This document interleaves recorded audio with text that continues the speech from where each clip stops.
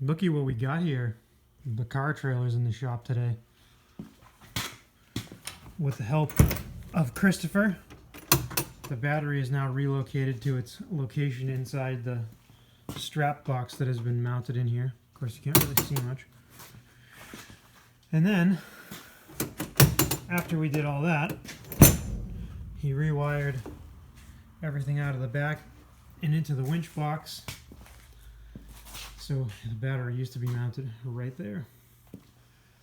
And we got this fender mounted to the correct side. We got the other fender mounted to the correct side.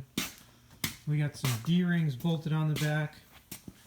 We got some nice little new hatch panels for the ramps, all elongated and welded up and painted.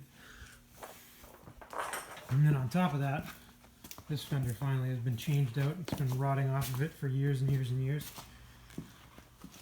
I even got some D-rings welded up onto my trailer with my nice Harbor Freight Vulcan welder, which I think personally it does a pretty good job of welding stuff in.